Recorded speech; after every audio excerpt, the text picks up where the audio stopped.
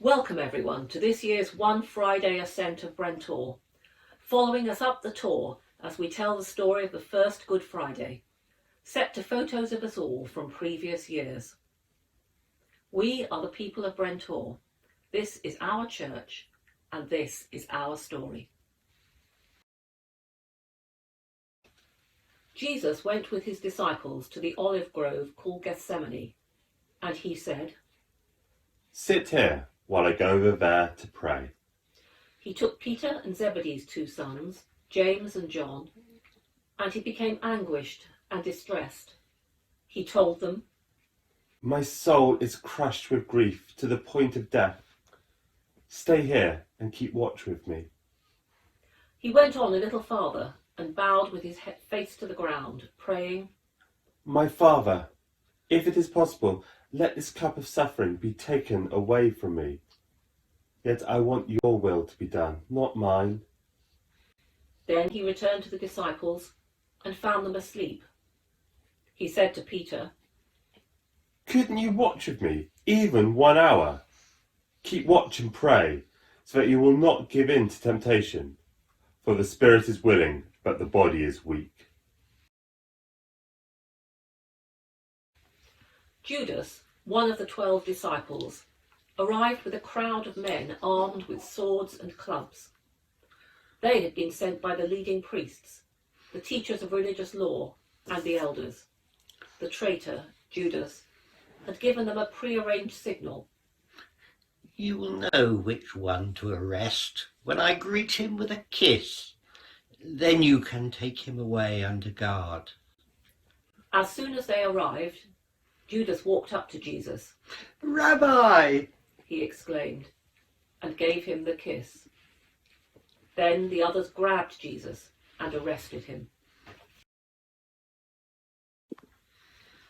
At daybreak, all the elders of the people assembled, including the leading priests and the teachers of religious law.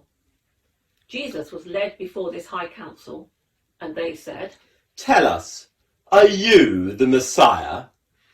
But he replied, "If I tell you, you won't believe me. And if I ask you a question, you won't answer. But from now on, the Son of Man will be seated in the place of power at God's right hand." They all shouted, "So, are you claiming to be the Son of God?" and he replied, "You say that I am." "Why do we need other witnesses?" they said. We ourselves heard him say it. Meanwhile, Peter was sitting outside in the courtyard.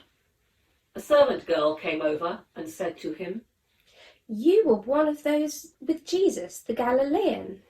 but Peter denied it in front of everyone. "I don't know what you're talking about." He said. Later, out by the gate, another servant girl noticed him and said to those standing around, This man was with Jesus of Nazareth. Again Peter denied it, this time with an oath. "I don't even know the man." He said. A little later, some of the other bystanders came over to Peter and said, You must be one of them. We can tell by your Galilean accent. Peter swore, "A curse on me if I'm lying. I don't know the man." and immediately the rooster crowed.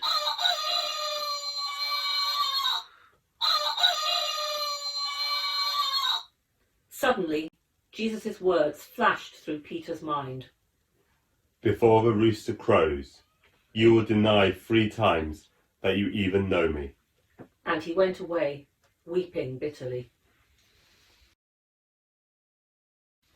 Very early in the morning, the leading priests, the elders, and the teachers of religious law, the entire high council, met to discuss their next step. They bound Jesus, led him away, and took him to Pilate, the Roman governor. Pilate asked Jesus. "Are you the King of the Jews?" Jesus replied. "You have said it." Then the leading priests kept accusing him of many crimes, and Pilate asked him, "Aren't you going to answer them? What about all these charges they're bringing against you?" But Jesus said nothing, much to Pilate's surprise. So to pacify the crowd, Pilate released Barabbas to them, then turned Jesus over to the Roman soldiers to be crucified. Then Pilate had Jesus flogged with a lead-tipped whip. The soldiers wove a crown of thorns and put it on his head, and they put a purple robe on him. Hail, King of the Jews! They mocked as they slapped him across the face. When they saw him, the leading priests and temple guards began shouting, Crucify him! Crucify him! Take him yourselves and crucify him. Pilate said. I find him not guilty. Away with him! They yelled. Away with him! Crucify him! What? Crucify your king? Pilate asked. We have no king but Caesar! The leading priests shouted back. Then Pilate turned Jesus over to them to be crucified. Carrying the cross by himself, he went to the place called Place of the Skull, in Hebrew, Golgotha. A passer-by named Simon, who was from Cyrene, was coming in from the countryside just then.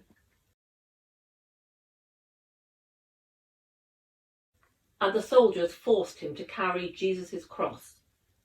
Simon was the father of Alexander and Rufus. A large crowd trailed behind, including many grief-stricken women. But Jesus turned and said to them, Daughters of Jerusalem, don't weep for me, but weep for yourselves and for your children.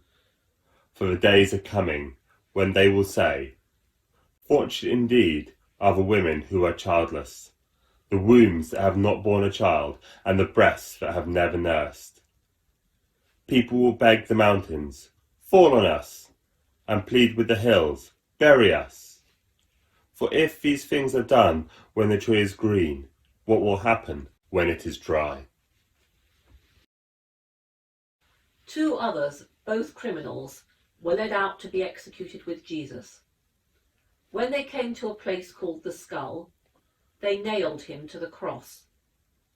And the criminals were also crucified, one on his right and one on his left. Jesus said, Father, forgive them, for they don't know what they are doing. One of the criminals hanging beside him scoffed. So, you're the Messiah, are you? Prove it by saving yourself, and us too while you're at it. But the other criminal protested. Don't you fear God even when you have been sentenced to die? We deserve to die for our crimes, but this man hasn't done anything wrong. Then he said, Jesus, remember me when you come into your kingdom. and Jesus replied, I assure you, today you will be with me in paradise. Standing near the cross were Jesus' mother and his mother's sister, Mary, the wife of Clopas, and Mary Magdalene. When Jesus saw his mother standing there beside the disciple he loved, he said to her, Dear woman, here is your son. and he said to this disciple, Here is your mother. and from then on this disciple took her into his home. By this time it was about noon, and darkness fell across the whole land until 3 o'clock. The light from the sun was gone. And suddenly the curtain in the sanctuary of the temple was torn down the middle. Then Jesus shouted, Father, I entrust my spirit into your hands.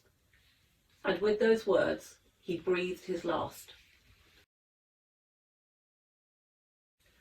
As evening approached, Joseph, a rich man from Arimathea who had become a follower of Jesus, went to Pilate and asked for Jesus' body.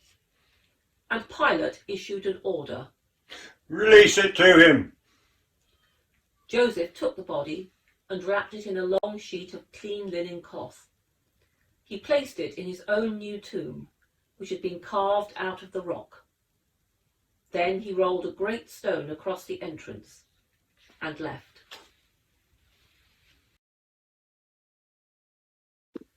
And so the sad story of Easter Friday comes to a close.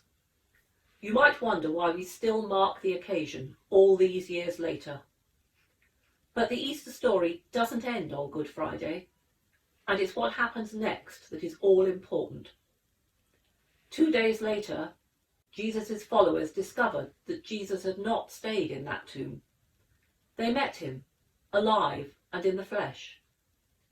Jesus overcame death, and by following him, he invites us to do the same. I am the resurrection and the life. Those who believe in me will have life, even if they die.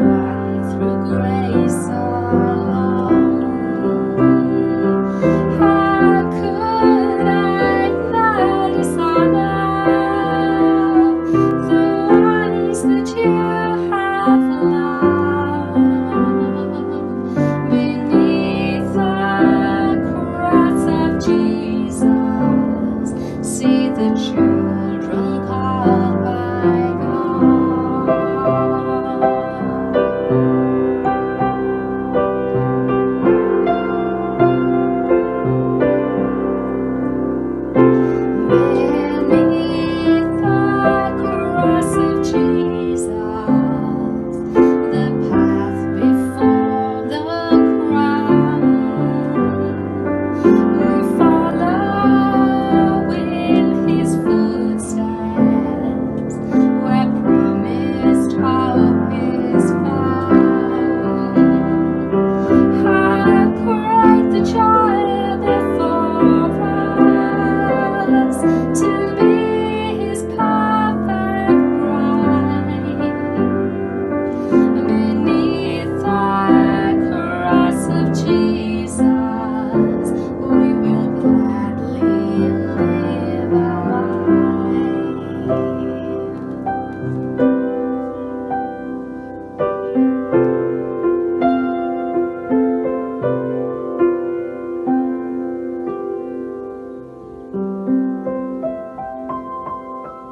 you.